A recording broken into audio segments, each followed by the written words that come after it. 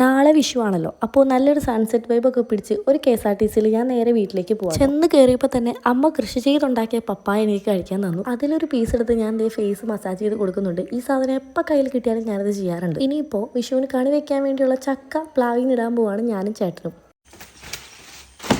അപ്പോൾ ഈ ചക്കയിട്ട് വഴിക്ക് നൈസായിട്ട് അമ്മയുടെ ചെടിച്ചട്ടി വന്നെങ്കിൽ പൊട്ടി. അത് കേട്ടറിഞ്ഞ് അടുക്കളയിൽ നിന്ന് അമ്മ ചീത്ത വിളിച്ചുകൊണ്ട് ഓടി വന്നെങ്കിലും കൂടുതലൊന്നും ഞങ്ങളെ പറഞ്ഞില്ല. കാരണം പാതിരാത്രി ചക്കയിടാൻ പറഞ്ഞത് അമ്മയുടെ ഐഡിയ ആയിരുന്നു. ചട്ടി പൊട്ടിയാലും ചക്ക കിട്ടിയ സന്തോഷത്തിൽ ഞങ്ങളെ കണിക്കൊന്ന പറിക്കാൻ വേണ്ടി ഈ സമയത്ത് അമ്മ അപ്പുറത്തെ വീട്ടിലേക്ക് വിട്ടു. നമ്മളവിടെ പോയി മരത്തിൽ കയറി പൂ പറിച്ചിട്ട് വന്നപ്പോൾ അമ്മ പറഞ്ഞു ആദ്യമേ ഇട്ട ചക്കയ്ക്ക് കുറച്ച് സൈസ് കൂടുതലാണ്, കണി വെക്കാൻ വേണ്ടി കുറച്ചും കൂടെ ചെറിയൊരു ചക്ക വേണമെന്ന്. അങ്ങനെ വീണ്ടും നമ്മൾ പ്ലാവിൽ കയറി ചക്ക ഇട്ടു. എന്നിട്ട് രാവിലെ കാണാനുള്ള കണിയെല്ലാം രാത്രി തന്നെ സെറ്റ് ചെയ്ത് വെച്ചു. വാൽക്കണ്ണാടി എത്ര നോക്കിയിട്ടും കാണാഞ്ഞിട്ട് റൂമിലിരുന്ന കണ്ണാടി എടുത്ത് വെച്ചതും അമ്മയുടെ മാത്രം ഐഡിയ ആയിരുന്നു. ഇതൊക്കെ സയന്റിഫിക്കലി കറക്റ്റ് ആണോ എന്ന് എനിക്ക് ഒരു പിടിയില്ല. പിന്നെ ഉള്ളത് കൊണ്ട് ഓണം പോലെ എന്നാണല്ലോ, അപ്പോൾ ഉള്ളത് കൊണ്ട് വിഷുവുമാവാം. ഇതിപ്പോ എന്തൊക്കെയാ ഇവിടെ നടക്കുന്നത് ഒന്നും മനസ്സിലാവുന്നില്ലല്ലോ എന്നുള്ള രീതിയിൽ പങ്കി രാവിലെ തൊട്ട് അങ്ങോട്ടും ഇങ്ങോട്ടും ഇതൊക്കെ നോക്കി നടക്കുകയാണ്. അങ്ങനെ കണിയൊക്കെ കണ്ടു കഴിഞ്ഞു. ഇവരുടെ കൂടെ കുറച്ച് ടൈം സ്പെൻഡ് ചെയ്തു. കൊച്ചിയിൽ നിൽക്കുമ്പോൾ വീട് മിസ് ചെയ്യാനുള്ള ഏറ്റവും വലിയ കാരണം ഇവർ രണ്ടുപേരും ആട്ടോ. കാരണം ഇതുങ്ങളോട് നിന്നാൽ നമുക്ക് സമയം പോകുന്നതേ അറിയില്ല. ഇപ്പോൾ ഓടി നടന്ന് ഫുട്ബോൾ കളിക്കുന്ന ആളാണ് പങ്കി, മറ്റവൻ കിടോ. അങ്ങനെ അതൊക്കെ കഴിഞ്ഞത് ഇങ്ങനെ ഇരുന്നപ്പോഴാണ് അമ്മമ്മയും അമ്മച്ചനും വന്നത്. അമ്മമ്മ മീൻസ് അമ്മയുടെ അമ്മ ആൻഡ് അമ്മച്ചൻ മീൻസ് അമ്മയുടെ അച്ഛൻ. പിന്നീട് ഇവരെപ്പോൾ വന്നാലും നല്ല ടേസ്റ്റുള്ള ഉഴുന്നുവട, പരിപ്പുവട, പഴംപൊരി അങ്ങനത്തെ ഐറ്റംസ് കൊണ്ടുവരാറുണ്ട്. ആൻഡ് എനിക്കത് ഭയങ്കര ഇഷ്ടമാണ്. അമ്മമ്മ